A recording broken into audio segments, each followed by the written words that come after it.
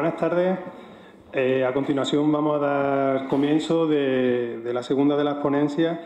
A mi derecha me acompaña Antonio Vivas, que será el responsable de dar cuenta de la misma, una ponencia que va a girar en torno a la cerámica, patrimonio de la humanidad. Antonio Vivas nace en Madrid en el año 1949. Ha dedicado toda su vida a la investigación y a la divulgación de la cerámica. En 1978 fundó la revista Cerámica para potenciar la divulgación de la cerámica creativa en España. Posteriormente, esta labor divulgativa se vería ampliada con la publicación de otros libros como Guía de Cerámica o Papeles de Son Armadán, del Nobel Camilo José Cela. Paralelamente a la dirección de la revista o la publicación de varios libros, Antonio Vivas ha ofrecido varios cursos especializados en cerámica. Ha participado en varios programas de radio y televisión sobre cerámica y en múltiples jurados de concursos de cerámica, además de dar numerosas conferencias. Durante más de 3 décadas, Antonio Vivas ha publicado cientos de artículos sobre cerámica contemporánea, hornos, tornos, esmaltes, racú, decoración, escultura e historia, tanto en su propia revista como en otras publicaciones de ámbito internacional, así como guías, catálogos y principalmente hay que destacar la publicación de su libro Técnicas de la cerámica. Esta pasión por la cerámica parte de su estancia en Australia durante los años 60, en donde estudió arte, diseño y principalmente cerámica. De vuelta a España, realiza múltiples exposiciones colectivas e individuales, ganando varios premios, entre ellos el primer premio del Concurso Nacional de Cerámica de Talavera de la Reina, en el año 1978, y el Premio Nacional de Divulgación de la Asociación Española Ciudades de la Cerámica en el año 2010. Realiza varios murales de grandes dimensiones y construye varios hornos grandes de gas y leña. Actualmente, además de continuar con la dirección de la revista, trabaja en otros proyectos de interés, como la potenciación de Internet mediante una página web o la revista digital y boletín semanal.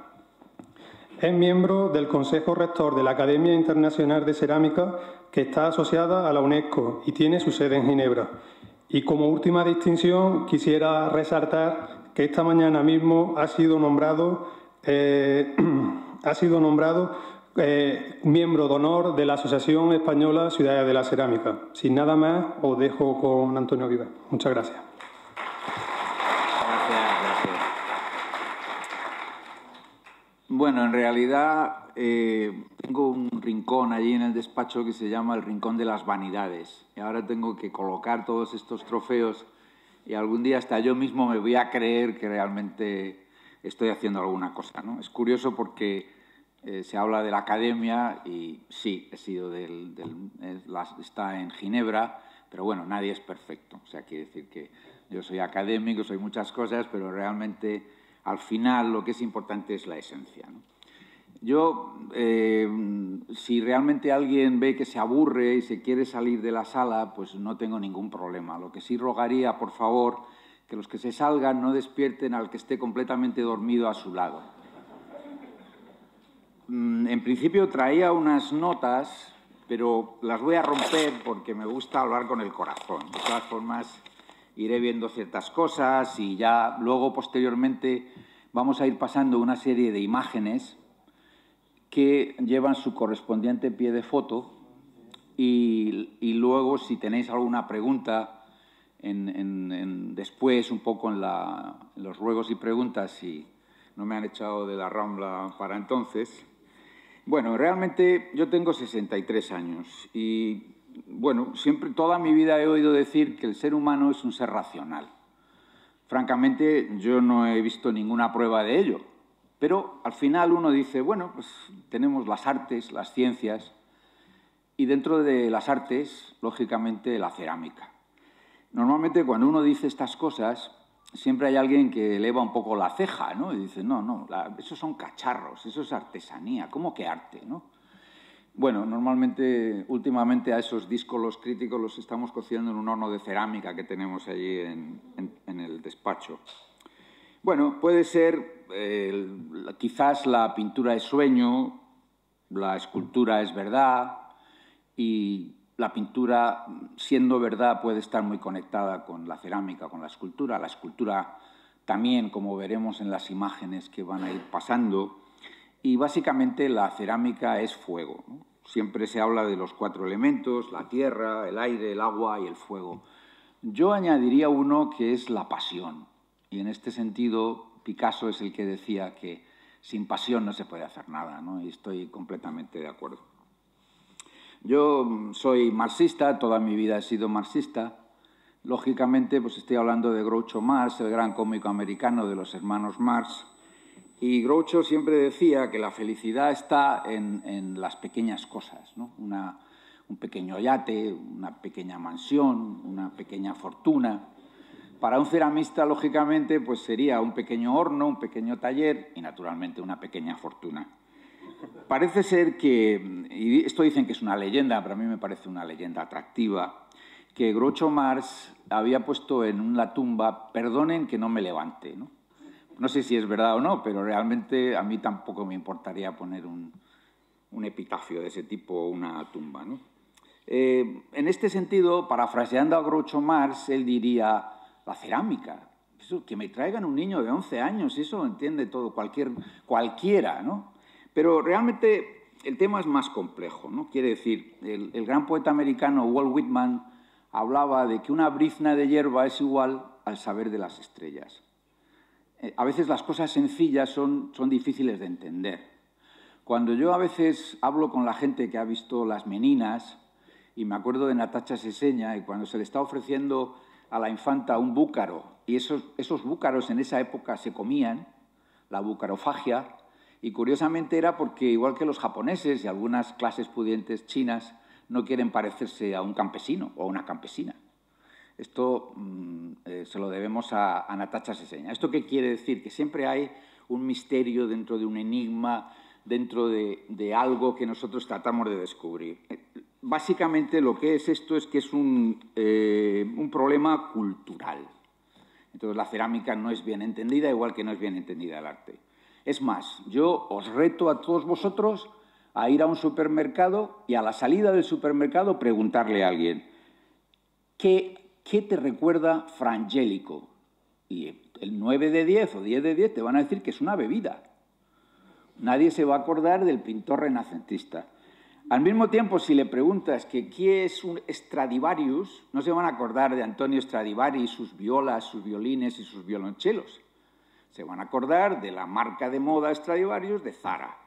Lo mismo ocurre con Tintoretto o con Donatello. O sea, quiere decir, hay una suplantación de lo que son nuestra herencia cultural y, como hemos dicho, la cerámica como nuestro patrimonio. Aquí tenemos a nuestro amigo Eufronios. Y entonces es muy importante que la cerámica ocupe el espacio que realmente se merece. A veces, gracias a que vivimos en una sociedad donde en la humanidad se han publicado 140 millones de libros, pero ahora vivimos bajo la dictadura de Twitter, donde 140 caracteres llega a ser la literatura del telegrama. Y a veces ves 2 jóvenes a un metro, o puedes ir en el metro de Madrid en 4 estaciones y una adolescente le ha dicho a la otra 186 veces tía. Oye, tía, que mira, tía. Entonces tenemos un problema, ¿no? Y yo creo que es importante que sepamos distinguir, ya que la Enciclopedia Británica ha desaparecido en papel, de que los contenidos hay que contrastarlos. Yo no tengo nada en contra de la informática, que tenemos una página web, la usamos constantemente y probablemente no podríamos vivir sin eso. Sin embargo, si tú buscas en Google o en cualquier otro buscador Marie Curie, que recibió 2 premios Nobel por física, cuando el machismo de la época era atroz y las faldas de Marie Curie llegaban hasta el suelo para barrerle el suelo todos los días, por cierto, de un material bastante tóxico que le causó la muerte, tiene 1 millón de entradas. Si tú buscas Paris Hilton, que no ha hecho nada en su vida, tiene 10 millones de entradas. Y ya más en nuestro entorno, Belén Esteban, que ni siquiera sabe hablar. Entonces dices, bueno, pues aquí tenemos un problema de prioridades. Recientemente se ha hecho un test con los neutrinos en una distancia concreta entre Suiza y en Italia, ¿no? Y entonces algunos inclusive ya decían, bueno, los neutrinos son más rápidos que la luz. Entonces yo inclusive pensé, pues a lo mejor puede hacer Raku con Shohiro en el siglo XV, pero claro, yo sabía que Einstein no falla nunca, ¿no? Evidentemente se había roto una lámpara, habían roto un cable, lo cual no dejó de ser una chapuza. Pero es curioso, porque si tú miras Albert Einstein en el buscador Google, sale 1 millón de entradas. Y si buscas Justin Bieber, que vuelve locas a las adolescentes, salen 30 millones. Entonces dice, bueno, pero quiere decir esto, que Justin Bieber es más importante que Einstein. Entonces, eso va en relación a lo que representa para nosotros la cerámica, ¿no? La cerámica, por todas partes la busco sin encontrarla jamás.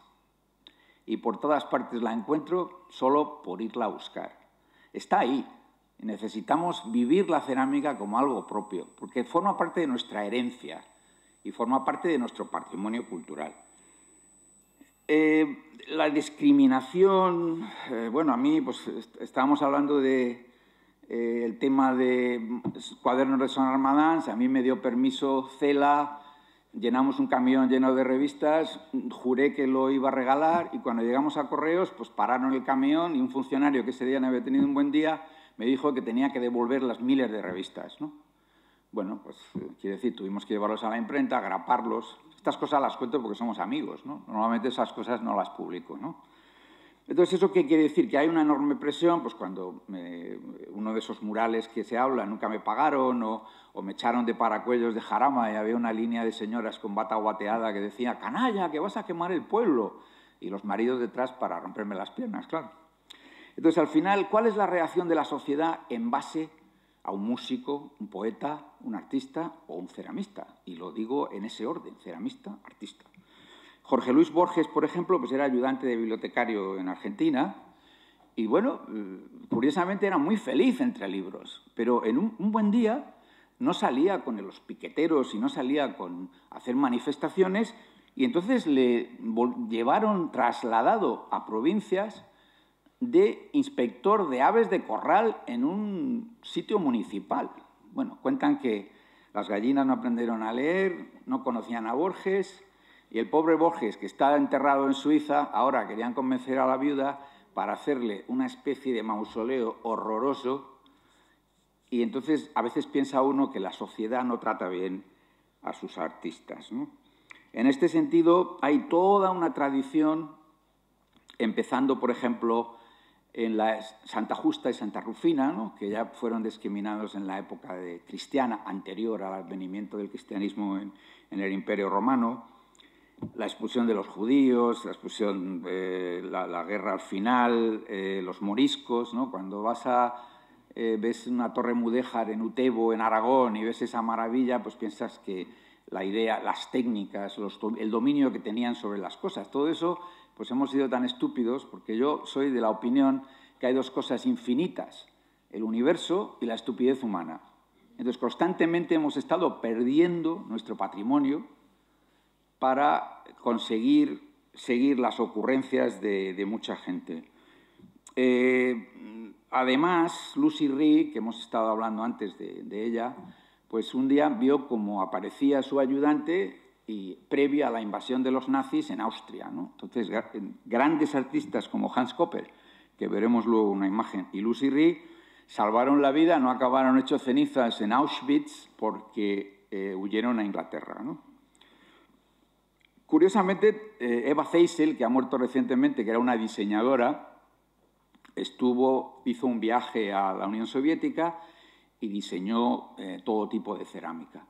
En un momento dado la apresaron y la metieron en una cárcel, tiraron la llave y pasó mucho tiempo, ¿no? Unos años después le abrieron la puerta y no se quedó para reclamar, claro, porque entonces acababas en un gulag. Y curiosamente volvió a Austria, a Viena, cuando estaban entrando los nazis en Austria, ¿no? Entonces tuvo que escapar a Estados Unidos. Quiere decir que el ceramista a veces no es necesariamente apreciado, ¿no? Entonces, lo que se trata es de subir el pueblo a la cultura, no bajar la cultura al pueblo, porque todos sabemos que la banalidad es muy rentable y de que, bueno, pues creo que el mismo Justin Bieber es un buen ejemplo de eso, ¿no? Ahora Vargas Llosa y otros autores están denunciando un poco el arte como espectáculo, los bestsellers, y la verdad es que uno ve la televisión y en el 99% de las veces es una basura, ¿no? Y es una pena porque es un invento maravilloso, ¿no? Y lo mismo se puede decir de ciertos programas, cierto cine, cierta literatura, ¿no? Uno vas al Museo Guggenheim, ¿no? Entonces, y volviendo un poco a lo que decía antes, entre arte y artesanía. Entonces, hay una serie de artistas, sobre todo, inclusive yo diría que la música es más próxima a la cerámica que la pintura en este momento, por el urinario de Duchamp, por los movimientos, y digo urinario, no como algunos traducen la fuente, que se traduce de fountain, o sea, es un urinario, no es una fuente.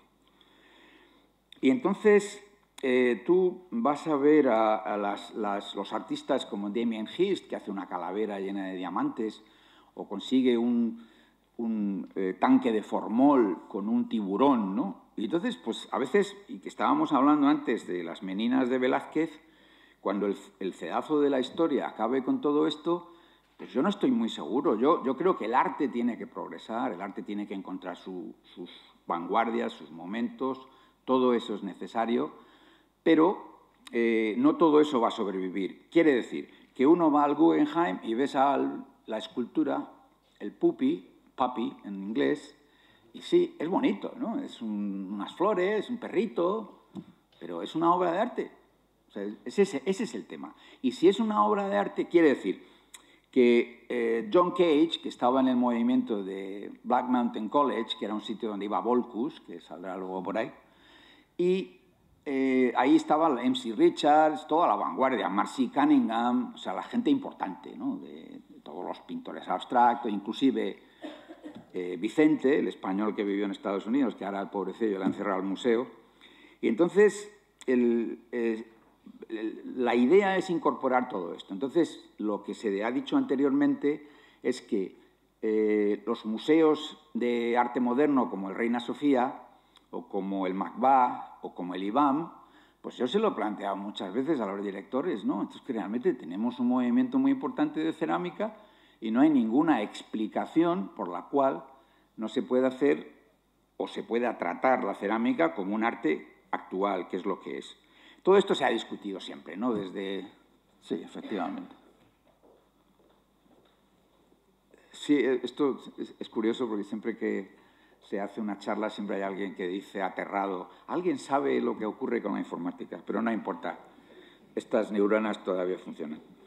El tema es que siempre ha habido muchos mitos de la cerámica, ¿no? Entonces, no, es que es un cenicero, es que son cacharros, es que es funcional. Pues bueno, como hemos visto en estas obras de hace 18.000 años, pues sí, es funcional, pero hay una narrativa, hay una necesidad espiritual, hay todos los contenidos que tiene el arte, ¿no? La gente dice, no, la dureza, ¿no? Pues bueno, todos los motores de coche de gasolina tienen una bujía, y la bujía tiene un cuerpo de porcelana. Yo no he oído nunca a nadie que diga, se me ha roto la porcelana de la bujía del motor. La lanzadera espacial, pues también es cerámica, son unas losetas que cuando la loseta se ha roto, pues entra un calor de 1500 grados centígrados y adiós astronautas y adiós lanzadera espacial. Curiosamente, cuando un pecio en el fondo del mar, lo único que sobrevive con cierta dignidad es la porcelana, es decir, el bronce, la madera, todo eso desaparece, ¿no? Bueno, en principio, hablando un poco sobre las imágenes, he estado intentando conseguir una serie de imágenes para una serie de artículos. Nuestro querido amigo Bernard Palissy, que quemaba las puertas y las ventanas para acabar las cocciones, y acabó muy mal su vida. Entonces, cuando hemos visto la Venus de Dolny Bertsonice, que luego va a volver a salir, estamos hablando de 31.000 años. Quiere decir, alguien puede decir, ¿no? ¿Y por qué, si eso es una escultura, por qué habla de cerámica? ¿Pero qué es cerámica? Quiere decir, la cerámica tiene plasticidad, tiene la posibilidad de que un barro se considere o consiga cierta dureza gracias al fuego. Y luego tiene las magias de la cerámica. Un barro rojo se convierte en barro negro, o sea, cerámica negra con una reducción. Otra magia es la translucidez. Los chinos tienen algunos elementos de porcelana que cuando se llena de té aparece un pez o aparece un diseño concreto, ¿no? Y eso es mágico, ¿no? Entonces, dentro de la Venus Dolny-Vestovitze 31.000 años, no he conseguido una imagen de un artículo que ha salido en Science, que ha salido... porque, bueno, tratar con los museos chinos a veces es una labor de chinos. Y he traído una pieza de 18.000 años. Entonces, estamos hablando de cerámica anterior a la agricultura y anterior a la vida sedentaria. Eso es importante. Y siempre alguien va a hacer una decoración, o sea, que va a plasmar su personalidad, ¿no? Cuando hablamos, por ejemplo, de dos bisontes copulando en Letuc, en la cueva madaloniense, estamos hablando de una intencionalidad. Alguien está narrando un hecho de su vida, de la caza, del mundo que le rodea. Eso es literatura, eso es poesía y eso es arte, evidentemente. Desgraciadamente, la cerámica Jomón, que tienen, y he puesto asta porque tienen unas magníficas piezas con lo que llaman las cerámicas de cuerdas, pues hasta ahora eran las cerámicas más antiguas, ¿no?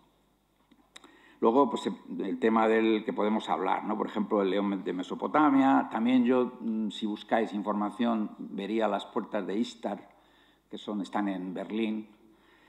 Y he traído una pasta egipcia porque algunos arqueólogos hablan de la fayenza egipcia, ¿no? Cuando realmente hay una eflorescencia y se mezcla bórax o se mezcla carbonato sódico, bicarbonato sódico con sílice, aflora y no es un esmalte, nunca lo ha sido, ¿no? Pero bueno, en el Museo Arqueológico Nacional le siguen llamando eso.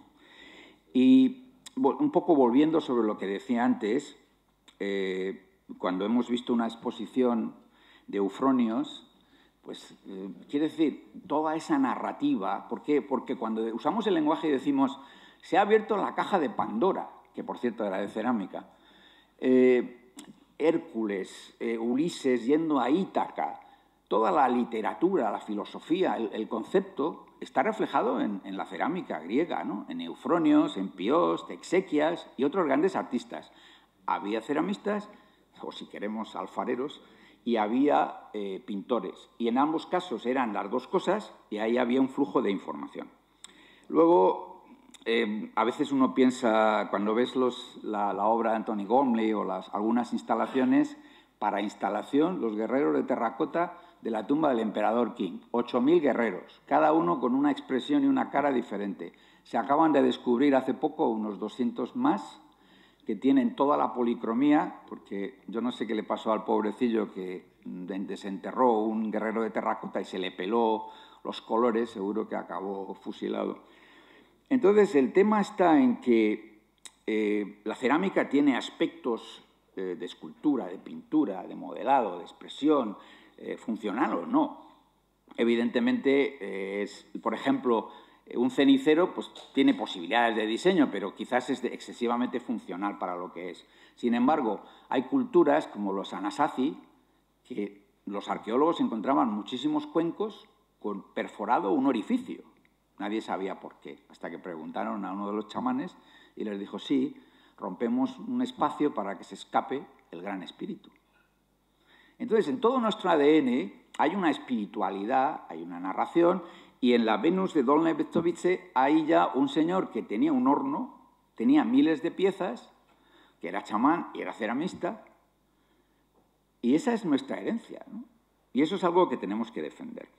Cuando he sacado, a mí me gusta más la dinastía Song, ¿no? Un Temoku, un Celadón, pero bueno, he traído una pieza esto es de Shoji Hamada, ¿no? Como podéis ver, de la dinastía Ming. Y luego, curiosamente, que luego veremos un jarrón de la dinastía Qing, Qianlong, que aparentemente un militar inglés robó, porque apareció en Inglaterra, alguien murió, lo heredaron, lo llevaron a las subastas Bainbridges, engañaron a la señora y al final un coleccionista chino pagó 60 millones de euros. Y yo personalmente, que hemos visto aquí un jarrón de la Alhambra, pienso de que Hamada, que hemos visto antes su imagen, sí, eso es que no se ve bien, pero es igual. Él hablaba de la mayor calidad pictórica en el trazo de la cerámica del reflejo metálico. Claro, cuando ves un jarrón de la Alhambra, que hay 7, 8 en todo el mundo, puede que menos, y que estén enteros y que estén el jarrón de las gacelas, por ejemplo, pues eso yo, en mi opinión, creo que podría valer perfectamente otros 60 millones de euros. A veces cuando se habla de cerámica como cacharros, pues olvidamos que tenemos a Luca de la Robbia, que hacía unas magníficas esculturas que iban en una catedral o que iban... Entonces, pues bueno, es una mayólica, era perfecto para el exterior porque no sufría el paso del tiempo, ¿no? También he incluido unas imágenes de la cerámica precolombina porque, aparte de que tienen siempre una carga, en este caso era una pieza azteca, una carga emocional y espiritual considerable, ¿no? También he traído una pieza de Kichichaemon XV, que es el actual raku. Todos habéis visto, el raku ya sabéis que es para la ceremonia del té, y que Senno Rikyu, que era realmente el maestro que ofrecía la ceremonia del té al emperador, en una época como los shogun, Hideyoshi fue a Corea y se traía pueblos enteros, ¿no? Y el que no quería, pues lo mataban inmediatamente. Entonces, cuando ves la estética de Japón, lo que Senno Rikyu quería demostrar es que la cerámica china era excesivamente decorada, ¿no? De hecho, Paul Gauguin hablaba de que Sèvres había matado la cerámica, ¿no? Pero bueno, los monarcas, un monarca tan ostentorio, como diría Gil, que tiene una especie de castillos por todos los sitios, pues el dueño de la manufactura es el que impone el tipo de cerámica. Entonces, la cerámica para la ceremonia del té, eso ha determinado influencias sobre los jardines, la belleza wabi-sabi, sobre el uso de grava, la simplicidad, y todo esto ha sido importante, ¿no? Entonces, hay una enorme diferencia entre la apreciación de la cerámica, que pueden usarse 130 o 100 cacharros. Entonces, tú ahora mismo en el Corte Inglés pones una pieza de Shohiro con unos esmaltes y eso no se vendería ni a 2 euros, aparte de que valga 100 o 150 millones.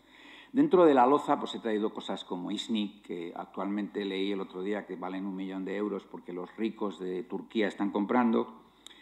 Y Bernard Palissy, que era agrimensor, era un personaje, ¿no? Llegó a terminar las cocciones con los suelos y bueno, en principio esa es un poco la idea, ¿no? También he traído algo de la dinastía Koryo, porcelana del Buen Retiro.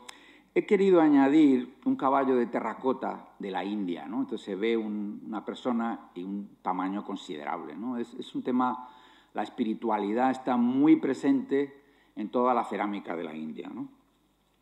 Y luego, pues bueno, la idea de traer piezas de Josep Llorens Artigas, que es un poco el padre de la cerámica, ¿no? Es ese maestro que se difuminó, como una vela, se consumió, enseñándonos el camino a los demás, iluminándonos nuestro camino. Entonces hemos aprendido de él, pero bueno, que era un personaje vital en lo que es la cerámica, a nivel de publicaciones, a nivel ya tenía artículos en la antigua revista Cerámica que salió en los años 30 en la República, y era un personaje, ¿no? Entonces, por eso él y Picasso no se llevaban bien, porque trató de ayudar, y Durrio, que era el que estaba en París y era el albacea de Paul Gauguin. Y entonces, en un momento dado, cuando llegó Artigas, esto me lo contó Castaldo, entonces me gustaría compartirlo con vosotros porque a veces las anécdotas, esto yo no lo voy a publicar en un libro, en una revista, pero sí lo puedo contar entre amigos. Entonces Artigas llegó a París y entonces Durrio pues, le llevó a tomar unos vinos y tal, ¿no? Y en un momento dado pues, le dijo, bueno, pues quédate aquí en el sofá, ¿no? Entonces, al echarse en el sofá a dormir, los vinos le estaban pasando factura, ¿no? Entonces quería ir al servicio, quería ir a mear, con todo el término del castellano, ¿no? Y entonces le aparecieron unos perros que Durrio recogía en la calle y se lo querían comer, ¿no? Entonces cerró la puerta, se volvió a su sofá, pero no había forma. Y en un momento dado vio una vitrina con unas cerámicas, ¿no? Entonces se acercó y encontró la solución, ¿no? Fue maravilloso, ¿no? Aliviar la vejiga en las cerámicas. Al día siguiente se levantó Durrio y dijo, pero ¿qué ha pasado? Qué raro, las cerámicas de Paul Gauguin. Y entonces lo tremendo del caso era que Artigas, que era un personaje excepcional, decía bueno, espero que las limpiaran antes de llevarles al Museo de Sèvres, ¿no? He traído también de Joan Miró, porque Picasso y Artigas eran de igual a igual, ¿no? Entonces Picasso siempre quería prevalecer, olvidándose que Paco Durrio, cuando Picasso vivía con Fernand, que ellos llamaban la Fernanda, los españoles, pues le llevaba una botella de vino, una lata de sardinas y un pan.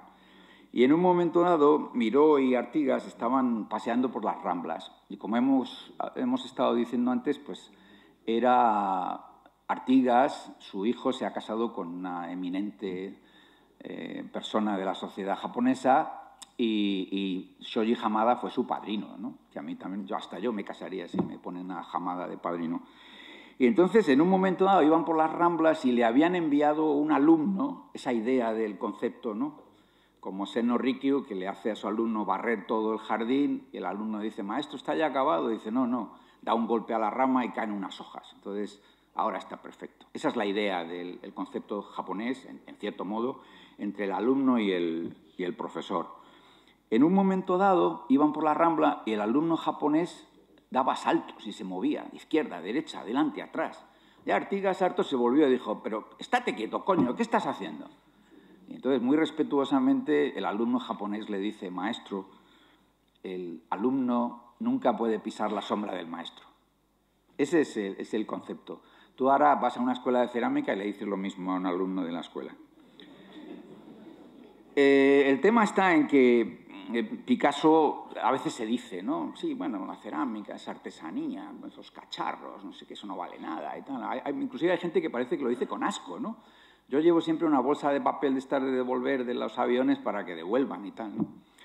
Y entonces la pregunta es, ¿qué ocurre? O sea, quiero decir, un gran artista como Pablo Picasso le dedica décadas a la cerámica. Y lo único es que Madoura no es Artigas. Ese es el problema, ¿no? Pero bueno, al final está la magia de Picasso. Es decir, coge una fuente y hace una plaza de toros, ¿no? O hace una forma y se ve como la línea imaginaria de una plancha que rodea la cabeza, ¿no? Entonces, pues bueno, él tenía su magia, ¿no? He querido también traer información sobre Bernard Leach y Shoji Hamada, ¿no? Yo creo que Hamada era mejor ceramista que Bernard Leach, pero Bernard Leach a su vez era un gran filósofo y un gran... aportó muchísimas cosas, ¿no? Un gran pensador, ¿no? También he traído cosas de María Martínez, porque era de los Indios Pueblo, y entonces hacía cerámica negra, aunque lo que yo he traído no era cerámica negra, y representa un poco un tipo de cerámica, ¿no? Que es un poco la cerámica de los Anasazi y los pueblos, ¿no? Y luego las cosas que he traído de Peter Voulkos, que es la revolución Otis, porque claro, toda la cerámica siempre ha tenido un movimiento detrás, ¿no? Entonces Voulkos, que empezó a pintar, fue de los primeros que usaba pinturas en frío, que fue una auténtica revolución. En ese momento lo que pitaba era la escuela de Alfred, ¿no? Más conservadora, iba a decir más académica, luego me he dado cuenta que soy académico. Y Solner, que era su alumno.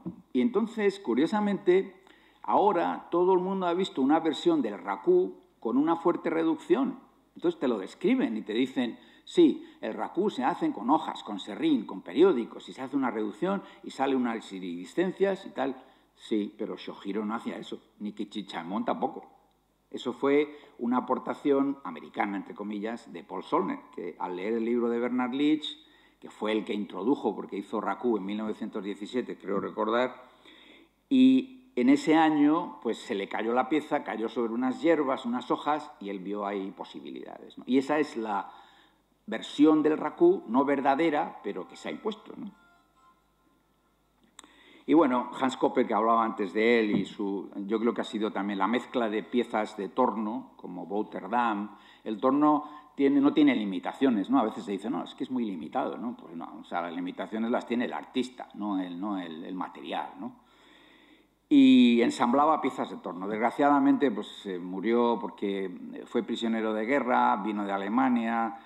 Para los alemanes era un judío, para los ingleses era un enemigo alemán.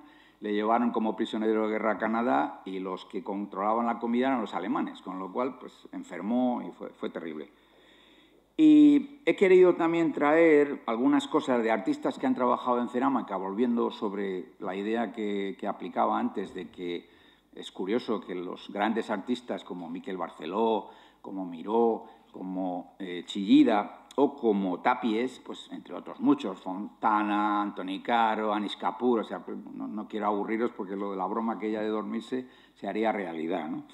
Pero Chillida en un momento dado en la Fundación Maet entró porque hacía mucho ruido ese carácter vasco fuerte y le dijo, bueno, ¿pero qué estás haciendo? Y tal, ¿no? Entonces entró y estaba Hans Spinner con una pieza maciza de refractario, ¿no?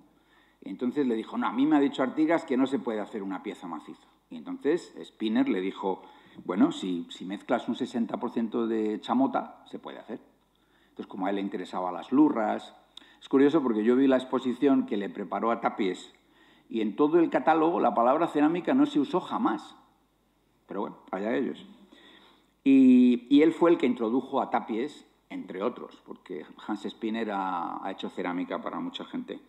Bueno, luego, aparte de lo que hablaba, no he traído cosas de ciertos artistas un poco por la proximidad. Por ejemplo, Chillida, ¿no? Que yo creo que él intentó buscar una serie de posibilidades en la cerámica, ¿no? Y bueno, pues he traído cosas de Enric Mestre, no he traído cosas de Cumella porque realmente yo creo que Artigas está bien representado, pues Elena Colmeiro, Arcadio Blasco, que hizo una magnífica presencia en la Bienal de Venecia y siempre ha sido un artista, ¿no? Pero bueno, parece que el IBAM no quiere darle una exposición, y más ahora, ¿no? Y bueno, ese es un poco el tema, ¿no? Y luego, pues sería curioso porque he traído el mural de cerámica de la Catedral de Palma y estuve allí una hora y no sabía si me gustaba, si no me gustaba, si era una obra de arte, pero Miquel Barceló es un gran artista y muy valiente. Lo que pasa es que a veces yo creo que es demasiado valiente, ¿no?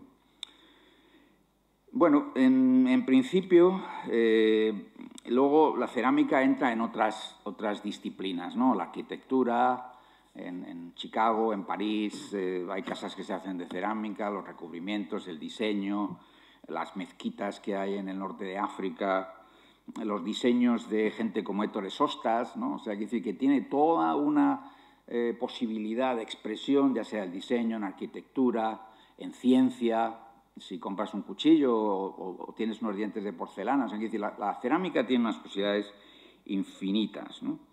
Pero, de alguna forma, el desconocimiento de la gente, o sea, se ha suplantado la cerámica creativa por una cerámica mediocre porque se fabrica. O sea, ¿por qué Duralex sacaba un color horroroso, marrón y verde? Pues porque eso se reproduce millones de veces. Pero si tú vas a un museo y ves un vidrio de Venecia del siglo XVI o con un rosalí o con un azul intenso, pero claro, eso no se puede reproducir. En cerámica, si haces una cristalización o un reflejo metálico o un temocú o un rojo de cobre, pues eso no se puede hacer, ¿no? No sé si conocéis la leyenda. Un gato entró en un horno, entonces el alfarero no lo había visto y en una parte quedó rojo. El emperador, que era el dueño del horno, les pidió a los alfareros que hicieran piezas rojas. El alfarero, desesperado, no sabía qué hacer y al final se suicidó metiéndose en el horno. Y al abrir los trabajadores al día siguiente el horno, se descubrió que la reducción causada por el cuerpo del alfarero hizo que todas las piezas fueran rojas. Es una leyenda, ¿eh? Y bueno, pues esa es un poco la idea, ¿no? Que tenemos que luchar contra eso, que en los años 70 entraba una señora en una tienda de muebles y esta señora de la bata guateada de la época, ¿no? Y decía, perdone, ¿este mueble es de Fornica? Pues no, señora, es de Formica. Sí, sí, eso, de Fornica. Y bueno, pues ahora tenemos el que dice, no, yo he tirado toda la vajilla de mi abuela y ahora lo compro todo en Ikea. Ah, pues genial, ¿no? Y bueno, en principio esa era un poco la idea de lo que yo quería plasmar en base a que todos formamos parte de una comunidad, ¿no? Las asociaciones, museos, ferias y tal, ¿no? Y al final, pues un poco recordando a Neruda, pues nos decía que se pueden cortar todas las flores, pero no se puede parar la primavera. Y la primavera de la cerámica no la va a parar nadie. Así que cuento con vosotros. Gracias.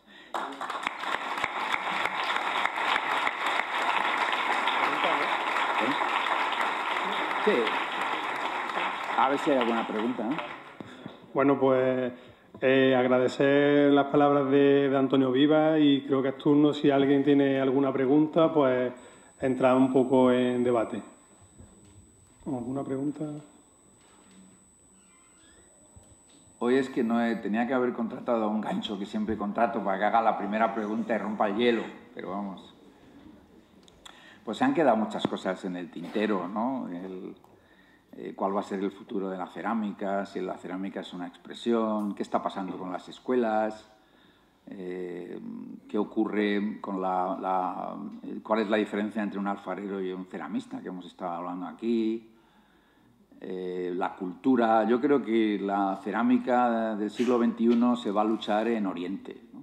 Entonces, yo cuando estuve en Jin con la academia, y había en la universidad, por supuesto, unos cursos de cerámica, y le pregunté al rector, al catedrático, y le digo, ¿cuántos alumnos de cerámica tienen? Dice, 35.000. Y yo un poco, con el orgullo patrio ese, dije, no está mal, no está mal. O sea, 35.000 alumnos, ¿no? Entonces, claro, pues asusta un poco, ¿no? Sobre todo que en Jin llevan haciendo porcelana hace 1000 años, ¿no? Entonces tienen unas posibilidades enormes. Así que, bueno, pues ¿alguna cosa más? Sí, Jaume.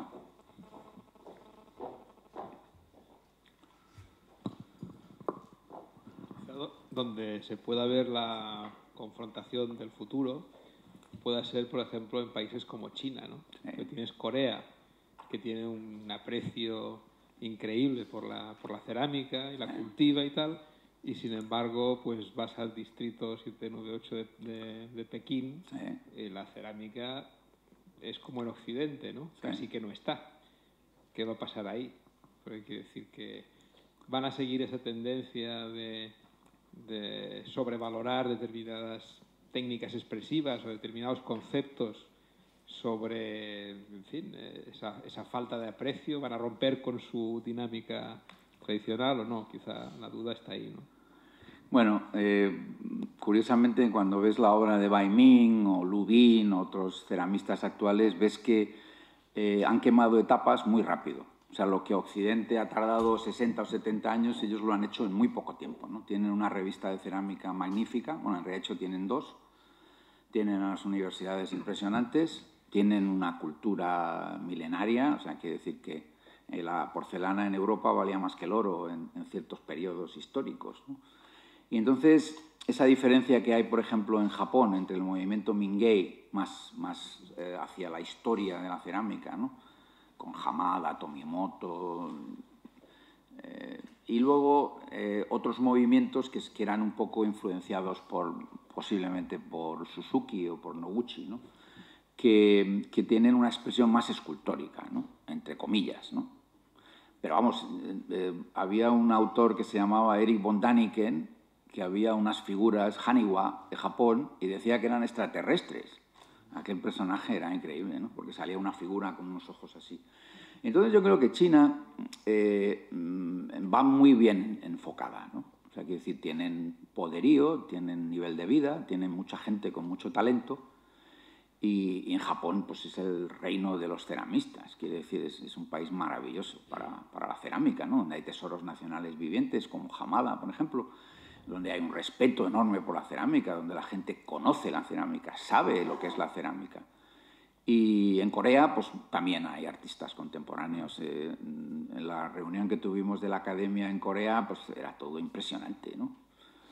Y yo creo que me parece bien. Lo que ocurre es que en Occidente a veces muchos ceramistas que trabajan en la poesía visual o trabajan en un performance, ¿no? Como Claire Toomey, que en la exposición de la Galería Tate en Londres, que se hizo sobre cerámica, se llamaba El secreto de la cerámica o algo así. El secreto para ellos, claro. Entonces era un suelo donde alguien pisaba, ¿no? Y es una mujer muy interesante, ¿no? Pero bueno, ya aquí los del grupo Cobra...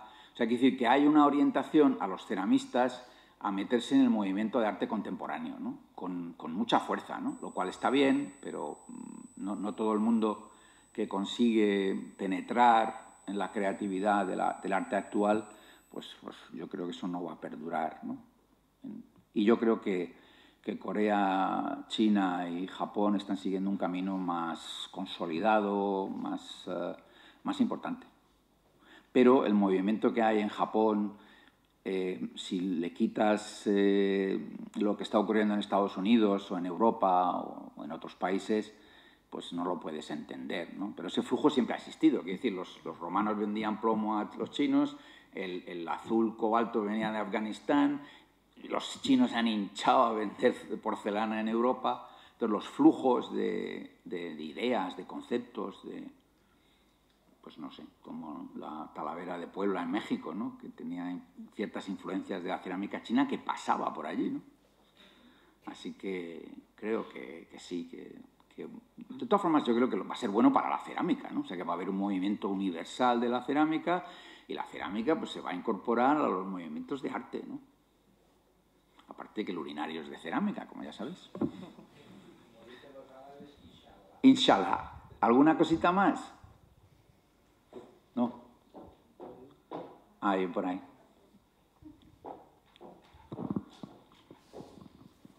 Muchas gracias, en primer lugar, por esta magnífica charla.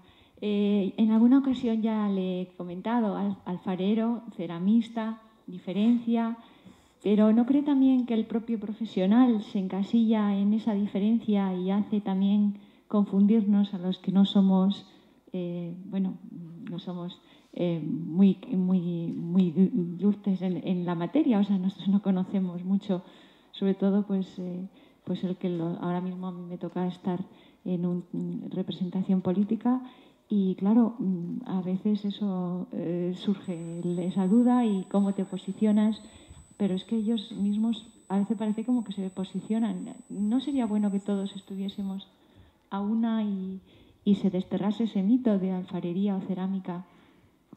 Es muy complicado porque se ha impuesto eso. Quiero decir, Luca de la Robia era alfarero, era ceramista, Eufronios pues cocía. Esto es un poco como Paco Durrio, ¿no? Que sale en el museo, entonces dicen que es escultor, pero tú lees todas las cartas de Paco Durrio y se infla a hablar del horno, del barro, de no sé qué, el clásico ceramista. Entonces, el tema, Hamada decía que hacen falta 20 años para aprender la técnica y 10 para olvidarla. Entonces, si tú estás en una cultura oral, entonces la cerámica avanza en la suma de todas esas aportaciones, por ejemplo, el flamenco o el jazz, si se quiere, ¿no?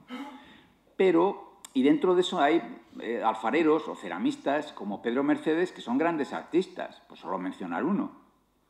Entonces, claro, lo que ocurre es que cuando tú vas a un museo, como nuestro Museo Nacional de Cerámica, y ves, o el Museo Arqueológico, y ves una pieza de un periodo concreto en un periodo como el siglo XVI, por ejemplo, en reflejos o en lo que sea, ¿no?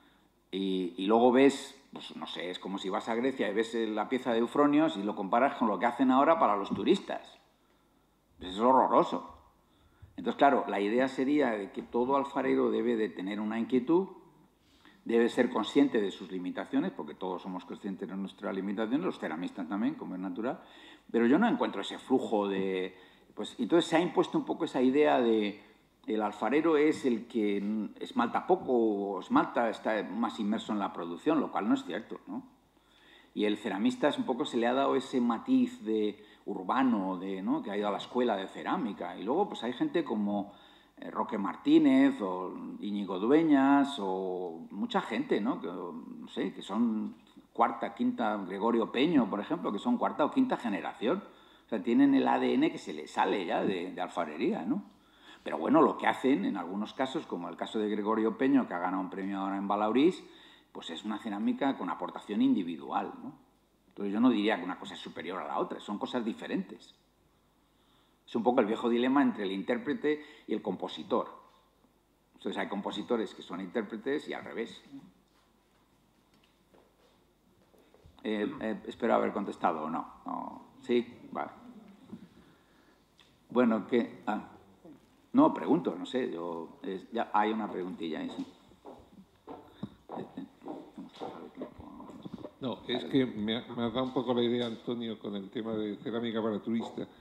Es que yo pienso que el ceramista, lógicamente, tiene que vivir y tiene que de alguna forma pues fabricar piezas que la verdad que a veces es un horror, ¿no? Uno va por ahí viendo cerámica para turistas y es que está inundado el mercado de un tipo de cerámica. ¿No habría posibilidad que lo mismo que hacen los ladrilleros, una marca de calidad y tal? Porque va uno a Talavera y claro, pues bueno, tiene que ir a buscar la cerámica muy, muy específica para poder, digamos, seleccionar un poco ese tipo de cerámica, pero se vende bueno, millones de piezas y es que lógicamente eso no, ni es cerámica ni es nada, es decir, eso es una cosa que se hace en serie, que sin ningún tipo, y entonces claro, la cultura de la cerámica pues está en función de lo que uno ve y lo que uno le ofrece, ¿no? Cuando va uno a comprar una pieza de Sargadelos, pues ya compra otra cosa distinta, ¿no? Pero yo creo que el ceramista debería, o por lo menos los ceramistas deberían de marcar un poco más distancia con ese tipo de cerámica que se está haciendo y de alguna forma poner un sello de calidad como otra cosa cualquiera, ¿no? Que hubiese algún tipo de asociación y tal que marcara la calidad de la cerámica, porque de luego la cultura cerámica a nivel de pueblo está por los suelos, vamos, porque la gente compra lo más barato, lo que más le brilla o lo que más a la vista le parece más bonito, ¿no? Porque, sí, claro, yo creo que lo importante es la cultura cerámica. Quiere decir, un japonés sabe, inclusive yo diría que un inglés o puede que un francés, ¿no? Tiene una distinción entre si es grés, si es porcelana, si está torneado. Entonces, claro, esa que no es culpa de la gente, ¿no? Pero se le ha vendido una serie... O sea, que tú vas a un supermercado y ves que uno de los cuencos tiene una mota negra, entonces la gente huye como si fuera un pecado, ¿no? Y digo, que tiene una mota, ¿no? ¿Ni qué? Entonces, claro, el problema está no tanto en los sellos, que eso es un problema de manufactura, sino en que lo ideal sería que se haga la mejor cerámica posible según la capacidad creativa de cada uno y que a su vez la gente coleccionara cerámica y sepa perfectamente. Un japonés sabe que te va a comprar un cuenco que vale 8.000 euros y lo compra. Entonces aquí pues hemos desprestigiado la cerámica porque con un periódico te daban una taza y luego un plato. Y entonces traen un plato puesto en Manises o en el puerto de Valencia a 7 céntimos y le ponen una calca que pone recuerdo de Villate no sé cuántos. Claro, pues alguien le tiene que decir, o sea, hay que decir, hay una diferencia entre pintar a mano, pintar bien, no pintar a mano. Claro, pues puede ser una pieza hecha en un molde, no importa si es una pieza de Torres Hostas, por ejemplo, una pieza magnífica. Entonces, claro, es muy sutil, ¿sabes esas diferencias? ¿No? Entonces, claro, la gente en Japón, pues bueno, ahora busca ese tipo de cerámica, ¿no? Entonces, la gente, que por cierto, pues sabe quién es Shoji Hamada. Y Shoji Hamada siempre decía que él no firmaba las piezas porque esperaba que la gente las reconociera. Lo cual es curioso. Bueno. Sí, bueno, la última ya. Venga, Jaume. No, la cerámica no es más que un material, entonces sí. Con el material ese tú haces un producto bueno o uno malo. O sea, uno puede hacer, yo qué sé, un Tata de 2.000 euros o un Audi, ¿no? Y pasa lo mismo con la cerámica. El problema es la educación de la gente, que es parte de la misión que en los museos tenemos que hacer, pero no los museos. Los museos no son más que un apéndice de la sociedad. O sea, quien debe esforzarse es la sociedad y utilizar al museo o a quien sea pues como herramienta para educar. Pero si la educación empieza por no estar bien en los centros de formación y no estar bien en los centros de promoción y no estar bien con conceptos claros en los centros de artesanía, etcétera, etcétera, etcétera, pues esto es una pescadilla que se muerde la cola y al final nos confundimos todos. Pero el recuerdo de porcelana con calca no es cerámica, ni es nuestra cerámica. Y eso, lo que pasa es que la confundimos, ¿no? Claro, lo que ocurre es que en la época de Buen Retiro había escultores que trabajaban para Buen Retiro que eran miembros de la Academia de San Fernando. O sea, quiero decir, lo que se ha hecho es hacer una especie de subproducto que no tiene calidad, ¿no? Entonces, pues bueno, cuando tú has usado un molde 400 veces, pues ya es que no se le ve ni la cara, ¿no? Y entonces, pues lo que tenemos que hacer es exigir que la cerámica tenga expresión, que tenga nivel, que sea un movimiento contemporáneo, inclusive un movimiento de vanguardia. Y todo eso, pues lleva tiempo, ¿no? Bueno, me van a matar los de la organización. Gracias. Bueno, ya, bueno, bravo.